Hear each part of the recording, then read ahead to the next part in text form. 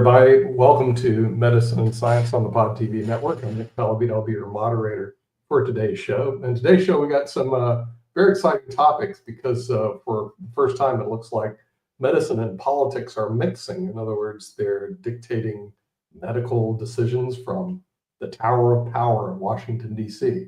So we're going to take a look at some of the nominees that we have for these future positions of the CDC. I believe we have Dr. Dave Weldon. We're going to talk to Michael Patmos, who is a physician who's board certified in internal medicine, about his nomination. And then we have another gentleman here I found quite interesting, and his name is Jay Bhattacharya, who has a medical degree and is also a professor at Stanford University. But one of them, and I think this is Dr. Jay, has an issue where he signed the Great Barrington Declaration, which was basically saying you're going to take the people that are immune or have autoimmune deficiencies like myself, asthmatic, and we're going to segregate them away from the regular population, let COVID spread around, and of course, people like me, I wouldn't get sick because I would be isolated. Well, that's a very interesting theory, and of course has no basis in fact, but that doesn't matter. Other people, facts don't matter, as we know. So they had a couple interesting signees. Sonata Gupta from Oxford University, Martin Kulldorff from Harvard University. They all agreed that, well, there's another way to solve COVID, and that's just let everybody get sick, except the sickies, isolate them, and life is good again. Well, that's very interesting. It's called the Great Barrington Declaration, but did it work? Will it work? We don't know, but we have somebody who can give us some insight to us, and this is Dr. Michael Patmos. And Dr. Patmos, I'm very curious about these two nominees because they're going to be leading our health in the next several years. What are your thoughts? Well, good morning, Nick. Thank you for the invitation, and hello to all the viewers. My name is Michael Patmos. I am a board-certified internal medicine physician with added qualifications in infection control and hospital epidemiology, and I've been practicing medicine almost 44 years. But I have another side to my career. I also have a master's degree in management from the University of Southern California, Marshall School of Business, and I've spent many, many years, over 25 years, in various healthcare organizations as a physician and an executive. I have been a vice president of medical affairs, chief medical officer, health system, corporate CMO, and even a large medical group CEO.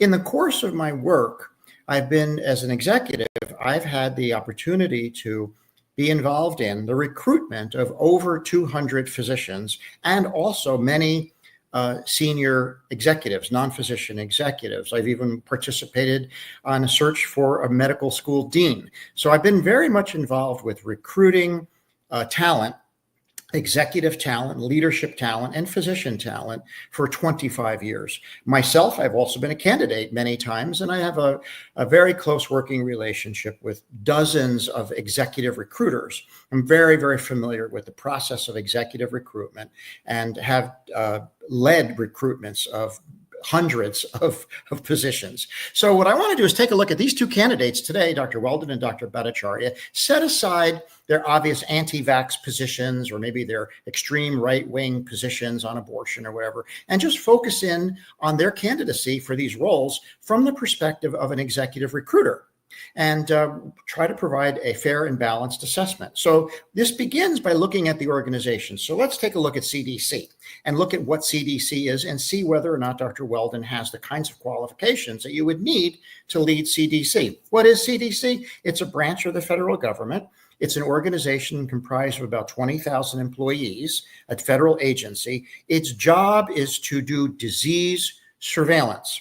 What CDC does is they monitor all over the world where diseases are popping up, and then they go and investigate and shut these disease outbreaks down before they spread. Obviously, mostly everything they do relates to infectious diseases because, after all, historically, infectious diseases are the things that have killed most people. So they also are involved. CDC also has a role in public health preparedness, research in these areas, data analysis, Education and outreach. CDC educates providers. They provide policy guidance, and they're very much involved in global health. CDC is a globally active organization with offices and activities in Africa and Far East, everywhere in the world. And they also provide strong support for health equity, because we know that healthcare disparities affecting people differently by race and gender and so forth is an important health issue. So this is what CDC does. So if you are going to design a position description, you're going to build a position description, what would you want for someone who's a leader? Well, I think you would, given this role of CDC, you would want somebody who's an expert obviously in health, someone who either an MD or PhD, someone who has very strong background and experience in disease surveillance, infection protection, infection prevention, infection control, infectious diseases, someone with a strong research base in these areas, someone with experience dealing with epidemics and outbreaks and how to manage an Ebola outbreak, for example. Like just this morning, I was reading there's a mysterious outbreak in Africa. 147 people just died in the last couple of weeks due to fever and headache, and they don't even know what it is. That's what CDC does. They go to Africa, they figure out what that is, and then they clamp down on it so it doesn't spread around the world. You would want somebody who has that kind of experience. And obviously someone who can provide support for health equity. Well, let's look at Dr. Weldon, who's going to be the director of CDC. What are his credentials? Well, he's an internal medicine doctor like me. In fact, he finished his residency the same year I did. He did no more training after that. He's not trained in infectious diseases, epidemiology, infection control, or any of that. After he finished his training, he practiced medicine in the military, I believe the Navy, for a few years to pay back what he owed them for paying for his medical education. Then he went to Florida and he practiced in general internal medicine in Florida for a few years before running for Congress. And he served many years, I think over 20 years, in Congress in the House of Representatives. And I guess he either didn't run again or he got defeated. So he went back to practicing medicine a few years ago. His resume, he has no publications, he has no academic track record, he has no training in infectious diseases, epidemiology, any of the things that CDC does, he has no experience in. Moreover, he has no experience in managing, he has no credentials in management, no experience managing a large organization of 20,000 people. Being a director of CDC is like being a CEO. He has no management experience. And finally, he has no experience inside CDC or inside any federal agency as an employee. So there's a lot of rules and regulations, policies, processes, and procedures that go on in government agencies that he has no exposure to. So if you look at his resume and then you look at what's needed, you say, my God, his resume, admirable though it may be, he's prepared to be a primary care general internal medicine doctor. That's what he's prepared to do. He doesn't have the kinds of qualifications that would be needed to effectively run CDC. You're putting someone in charge of CDC who has no knowledge of what CDC does, how they do it, what they do, or any of the areas of CDC's accountability. Completely, in my opinion, if I were a recruiter and we had this position posted and his resume came before me, I would say, nice resume, but doesn't match the needs for this position. So I would say Dr. Weldon is a completely inappropriate candidate, not disparaging him. He's a fine fellow and a fine doctor. His political positions notwithstanding, he's qualified to be a general internal medicine physician, and that's it. He's not qualified to be CDC director. What about NIH and Dr. Bhattacharya? Well, NIH is a massive organization, 20,000 employees. The purpose of the National Institutes of Health, it is the federal branch that does biomedical research. They do biomedical research, public health research, disease prevention and treatment, health research funding is a very big part of NIH, education and training researchers, policy development, global health. NIH funds research all over the world, and also basic science, support for basic science research, and of course, health equity. Well, Dr. Jay Bhattacharya is the nominee to take over NIH. Who is he? Well, he's also got a very impressive background. If you were designing a position description to run the NIH, you would want someone who is a physician highly trained in research, biomedical research, with experience in biomedical research and experience in developing and educating researchers and policy development around biomedical research, and someone who has an established track record as a biomedical researcher. Now, what is biomedical research? Well, let me just sort of paint a picture of what that is. There's two things. There's basic science research. That's like molecular biology, biochemistry. That's laboratory stuff with a pipette, and it's what PhD researchers do in basic sciences. Then there's clinical research, which is clinical trials, which are administered in hospitals and in healthcare settings around the world, like multi-institutional trials. Very complicated processes. You have to have institutional review boards and all kinds of processes that NIH does. And then there's all the funding related to all this, which is awarding grants. It's all very complicated.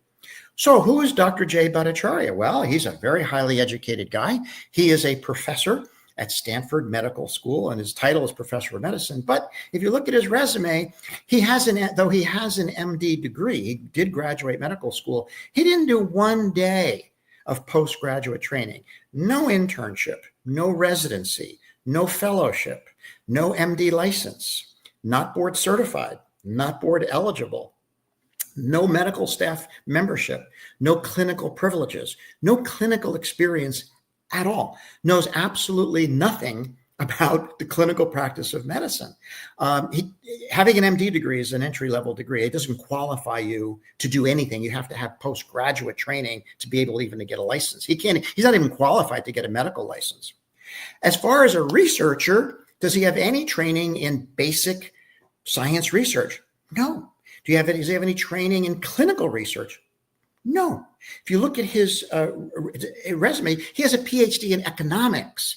He all his research, and I've reviewed his bibliography and all his publications. He's got lots of publications, very erudite publications, all on almost entirely all on questions and issues of healthcare economics.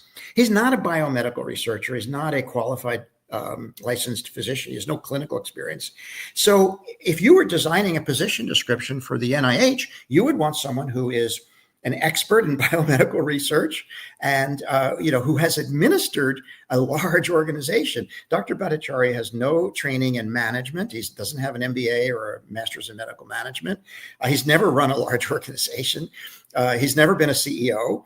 And he has no experience in government. So here he is going to take over, basically, effectively, CEO of the NIH with no prior experience managing an organization and completely inappropriate qualifications with respect to biomedical research. So what could go wrong with that? I think, both of these candidates are a complete mismatch. They have fine credentials, but they're not the right credentials for these jobs. I think if you were to ask any executive recruiter about what I'm saying right now, they would say, oh, yeah, there's no way. These guys are not at all qualified. They would never get through the first round of reviews of their CVs. Their CVs are totally inappropriate for these positions. Now, you started in your opening. I just want a couple comments about the Great Barrington Declaration. What is it? The Great Barrington Declaration was cooked up by Dr. Bhattacharya, Dr. Kaldorf, and Dr. Sunitra Gupta. And it was really cooked up in the Oval Office. That was testified to by Dr. Scott Atlas, who was there. They met with Trump, and they needed an alternative narrative because Trump didn't want to continue the shutdowns, the lockdowns. He wanted to reopen the economy because he was worried he was going to lose the election. So they came up with this declaration that basically said, oh, you can reopen the economy. All you have to do is just give the vaccine and focus your prevention efforts, masking, on the elderly and chronically ill. They're the ones who are most likely to die. And let everybody else just get the COVID virus. They'll get herd immunity and everything will go away. That's what they say. We'll have 20,000 to 40,000 deaths and then it will all go away. And Bhattacharya said that. And, although scientists and doctors were appalled by it, many people jumped on board, including Dr. Marty Makary and McCullough, Malone, all these guys. They all jumped on board with this. Trump jumped on board with it, and it became the de facto policy GOP has endorsed. What is with the Great Barrington Declaration? Google it. It's right there. And read it. It's a 2-pager, and there's not one reference. It's primary conclusions, the things that its primary foundational pillars that you should just focus on the elderly and let everybody else get COVID, basically want them infected, let her rip, is not based on any research at all. There's not one reference in this paper, not one. It's not published in any medical journal. It was never subjected to peer review. They cooked it up. It's a 2-pager. They cooked it up in the Oval Office. And now everybody's like citing the Great Barrington Declaration like it's some great piece of science. It's not even have a reference. When you write a paper, you have to have references.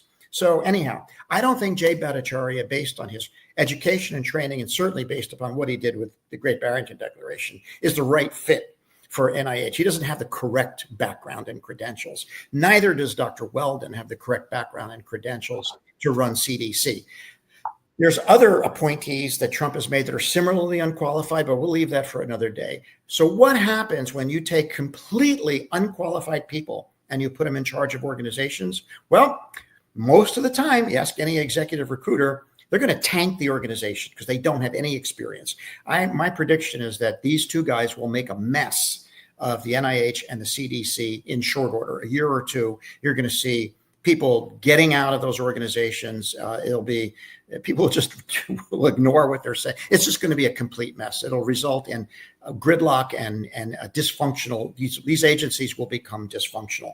I think what they're basically going to do is they're just going to impose a political agenda on these agencies that aligns with Trump's best interests. So that's my presentation for today. I don't think either of these guys have the right credentials for the job. You're a recruiter, let's just put you in the position of being a recruiter. Do you think these resumes actually line up with the job description?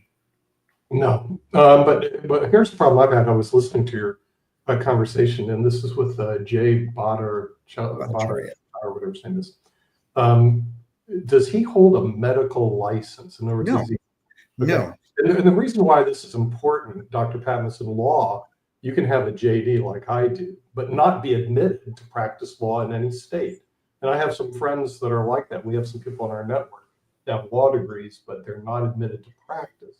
It's a big difference. I have a law degree, and I am admitted to practice before the United States Supreme Court, the Ninth Circuit, the 11th Circuit, the U.S. Tax Court, and a member of the Florida Bar. If you're not a member of a state bar, you can't even go to court. So what you're telling me is Dr. J, who has, decent academic credentials, if he said, I'm going to practice medicine in the state of California, he could not do that. Would that be correct? Not only does he not have a license, he's never had a license. He does not qualify for a license because he never did postgraduate medical education. He would need to do an internship at the minimum and then a residency to be able to be qualified for a license. He's not qualified. In law practice, you have to pass a bar exam to be admitted in the state.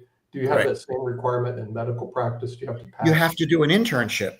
You have to pass your internship, and that would qualify you at a minimum to get a license and be a GP. But you can't get a job as a GP anymore. You have to do a residency as well. So you could not hire him to work at a clinic, a medical clinic in California. He cannot work as a doctor. He has an ornamental MD. There are a lot of, and that's not a bad thing. There are a lot of, like, for example, a lot of malpractice lawyers who primarily are lawyers will have an MD, kind of supplements their knowledge. And a lot of executives, there are MD MBAs. I know many of them who are basically executives who have an MD, but they've never done internships. They're not clinical. Bhattacharya has 0 postgraduate medical education, which means he is completely unqualified to opine as an expert in any medical clinical matter. That's what I'm saying. I could never have him stand as an expert witness on anything that's clinically. No, he would not pass the voir dire. All right. I would have no further questions, Your Honor, at this point in time. I would have disqualified. But let's bring in Rick Rosner and see what he has to say about. Under Reagan, they started following a strategy of making government incompetent to piss off people at government. First, you break government, then you get people to vote against government. And then Reagan, I think his quote was the goal is to make government small enough you can drown it in a bathtub. Okay, but in Italy, there's actually, in Siena, there's a painting that says good government and bad government. And what people don't know is you could actually have good government or you could have bad government. You have good government if you get good people that are qualified in these positions. You have bad government if you have bad people who are not qualified. They're in these positions. And this is the problem I'm seeing with this particular administration as we're starting off, that the reward is for politics and celebrities. It's not for competent people, which I would agree, and I haven't hired as many people do, but I've hired hundreds and hundreds of people to work for my companies, from my law practice to my financial service practice. So we review these resumes all the time, and you're looking for really the best and the brightest to fill the position. And when you get these people involved, like RFK heading up, Health and Human Services, who's an environmental attorney, they can't have a worse mismatch than that.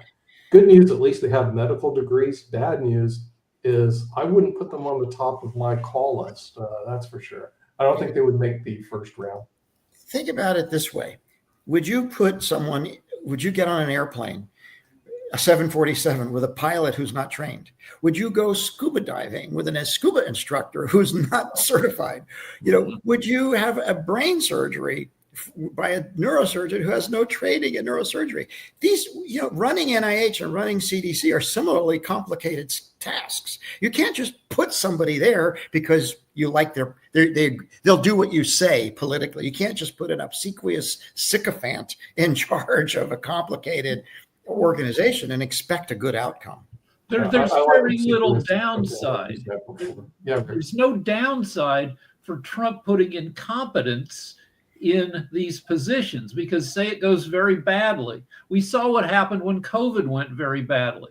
Trump said it, he said, A, it's not bad. A bunch of people believed him. B, not his fault. It's the Democratic governors of states. And so he's got an excuse structure, and he's got tens of millions of people who support him, who are ready to believe whatever explanation. If it happens to go well, great. Trump, one good thing Trump did is is the push to get a vaccine made. Great. But then everything else about COVID, he screwed up. He's the master of excuses, everything. I know I'm pivoting away from the very vital discussion y'all have been having around the conversation and everything. But one of the things I've been really impressed with, and I know it's not necessarily in your lane of expertise, Dr. Patmos, but it is part of what you do and everything, in the sense of the way of we treat the body and all along those lines and everything. But I am very impressed. Unfortunately, I haven't had to have one as of yet, and I'm very fortunate at the age of early 60s. But I just had a cousin that retired recently from the GBI office because he had, I believe it was hip replacement surgery. And of course, you're not trying to run after bad guys, even bad guys in the fraud division and everything along those lines, if you have got a new hip. But I've also got my brother's girlfriend has a new heart and everything. So I'm just really impressed with the way that we are able to replace body parts in the 21st century. So I just wondered if you had any thoughts around that, because I've had a number of family members that have had everything from hips replaced to hearts to kidneys to a number of other things. I'm going back in the day, those could have been serious death sentences, and they may even shorten some of their lifestyles even at this day and time. But I'm just really impressed with the medical profession and how they're able to replace body parts. So I just wondered your thoughts around that. Mark, it's so great to hear you say that, because, I've been a doctor 44 years. I started medical school nearly 50 years ago. I've been in this profession for half a century. And over the course of my 50 years in medicine, my God, have things changed, how far we have come. I remember when a gallbladder surgery, we were in the hospital for 2 weeks. Now it's same day outpatient surgery. I remember when cataract surgery, you had to stay in the hospital for a week and with your head in a block and not move your head. Now they do it in an office. I mean, we have come so far. And why have we come so far? Because we have the world's best biomedical research enterprise underlying all of this, the National Institutes of Health. It is a gem worldwide. And to put that organization in the hands of an obsequious sycophant who's an economist, a bean counter with no background in biomedical research, it jeopardizes all the future progress. Right. What will our research enterprise look like if the Office of Government Efficiency, if Elon Musk gets his hands on the NIH?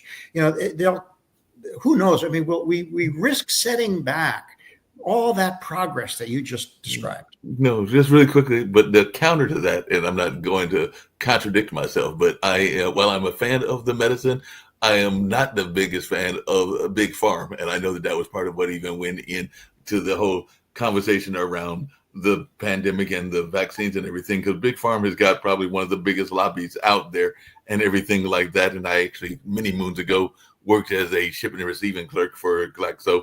At that time, it was Glaxo before it became GlaxoSmithKline, and I've even lost track of what it becomes with all those mergers and everything. And I also briefly worked as speaking of bean counters, as a aspirin counter or some kind of counter. I think it was for Bristol Myers or one of the other big farm companies, because there are a number of those here that exist in North Carolina and everything. So what is your take on the impact of the big farms? Because I do think that sometimes they are the counter argument to the positivity of science and everything, because big pharma has definitely got some major controls in our economy. The big pharmaceutical companies do have a lot of influence, no question about it. So do big nutraceutical companies have a lot of influence. But I can tell you, as a practicing physician, it doesn't impact me at all, because I never prescribe brand name drugs. I only prescribe generics. If you look at my prescriptions, they're amoxicillin, doxycycline, propranolol, rosuvastatin. I write generics 99.9% of the time. So I don't do anything that benefits big pharma. All the drugs that I write, most physicians never need to write a prescription with a brand name drug, ever. Just generic equivalents for all of it that are dirt cheap and work just as well. Let's just see your hands. I know we're winding down, but on one of our other shows, we mentioned that and to correct my name, but there is a speed equivalent that you can now get at the pharmacy. And I do not remember the name, Rick, but you know what I'm talking about and everything. So what is this nature? I think it's because it's like Adderall. You talking? Thank you, Adderall. Yeah. Those are drugs they're watered down amphetamine-like drugs, and they're useful for patients with attention deficit disorder. They're given in very low doses. They're controlled substances, and they're all available generically. You don't need to write it. You don't need to write for Adderall. You can write for the generic drug. No, but it seems like people are getting let me make one more point about the cost of incompetence, where it costs us time. So say these guys suck, and say they do just and we lost 4 years, like in fighting climate change under Trump. I don't know how much time we lost when the world shut down under COVID. It had to impact scientific medical research. And the four of us here are of the age where we could benefit from getting extra years of life and health from breaking medical research. And if incompetence costs us those years, that stinks. Yeah. It's going to do that, and it's already doing that. Life expectancy is declining in the United States. We're seeing a resurgence of infectious diseases now that were long gone. In fact, I just saw an ad today from Harvard Medical School for a new course they're offering on resurgent infectious diseases. So the academics are preparing for these diseases to come back. We will soon see. You put Kennedy in charge, and I'm telling you, in a year or two, you're going to see measles, polio, chickenpox, it's all diphtheria. They'll all come back. We have one pandemic in waiting with bird flu. Bird flu is pandemic among cows. It has a hard time infecting people. There have only been 57 cases in people in the U.S. so far. But the deal with viruses is they have crappy quality control. Every time you assemble a new batch of virus in somebody's body, it has mistakes from the time before, and eventually a mistake will be made that makes it more infectious of humans. Hey, by the way, I know we're winding down and because it's right at the hour or the 30-minute and everything, but isn't Adderall just another version of no dose? Because I remember when I was in college, kids used to go and get those. No dose, I think, they wanted to stay on. They wanted to stay up all day and everything. So it seems like that's just a version of no dose. Drinking 10 cups of coffee. No dose is caffeine. You're on the right track, Mark. No dose is caffeine. Caffeine is a weak amphetamine-like drug. What's in Adderall is dexedrine or other amphetamine-like drugs, and they're very low dose, and they're not as it's not like speed that you get out on the street. So But you're right in that regard. And oh, gee, what was I going to say? Oh, I forgot my last train of thought. Well, it's okay because about viruses misassembling themselves and no. Bird flu is now in raw milk. They just took California just shut down a raw milk company because they found avian flu in raw milk. So, Bobby Kennedy, not just one place, a ton of places that make raw milk.